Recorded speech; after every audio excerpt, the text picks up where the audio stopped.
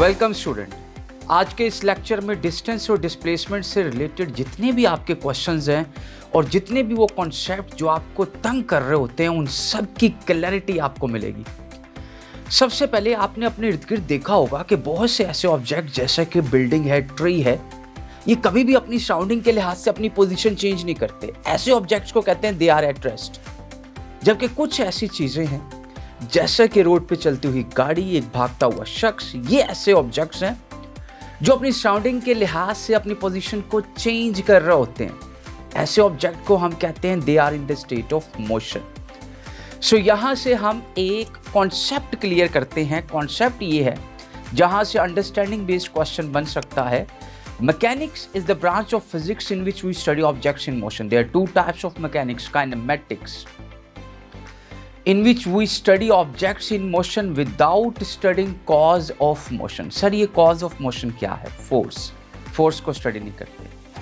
And the second one type is dynamics, in which we study objects in motion with the cause of motion. यानी force को study किया जाता है। अब चलते हैं डिस्टेंस और डिस्प्लेसमेंट का कॉन्सेप्ट हम दो हिस्सों में कवर करेंगे। एक कर्व पाथ में जब बॉडी मूव करे और दूसरा जब बॉडी स्ट्रेट लाइन में मूव करे तो तब डिस्टेंस और डिस्प्लेसमेंट में क्या रिलेशन होगा। सबसे पहले अगर हम कर्व पाथ की बात करें तो आप देख सकते हैं कि एक पोजीशन ए है, यहाँ से एक ऑब्जेक्ट पोजीशन बी तक मूव करता है कर्व पाथ को फॉलो करते हुए। जो पोजीशन ए है प्लेन में, उसका पोजीशन वेक्टर r1 है। पोजीशन वेक्टर स्टूडेंट याद रखिएगा एक ऐसा वेक्टर होता है जो ओरिजिन के लिहाज से किसी भी पॉइंट की लोकेशन को इंडिकेट करता है।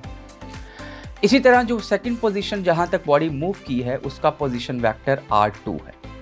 अब ये पोजीशन ए और पोजीशन बी के दरमियान जो actual length of the path है, जिसको मैंने कुछ इस तरह से सेपरेट करके दिखाया है, इस actual length of the path को, कर्व्ड पाथ की लेंथ को हम डिस्टेंस का नाम देते हैं।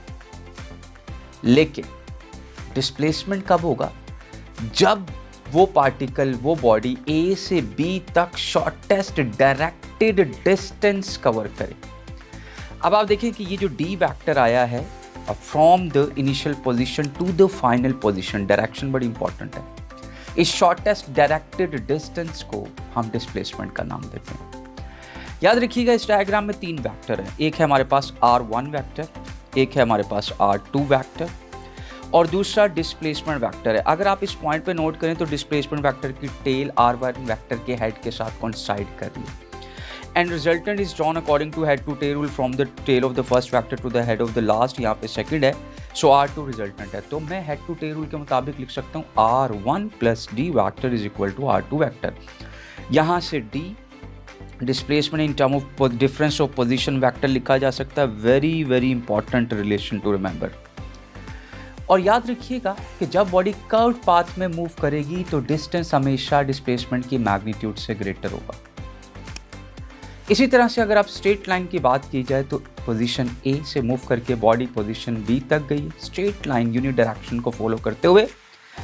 पोजीशन ए का position vector r1, position B का पोजीशन वेक्टर r2 और डिस्प्लेसमेंट वेक्टर, यहाँ पर याद रखें जो पाथ लेंथ है वही डिस्प्लेसमेंट है। तो स्ट्रेट लाइन यूनिट डायरेक्शन में मूव करते हुए डिस्टेंस और डिस्प्लेसमेंट की मैग्नीट्यूड हमेशा इक्वल होगी। This is very important concept. और यहाँ पर भी ये कॉन्सेप्ट वैलिड है कि displacement is equal to the difference of position vector between two points.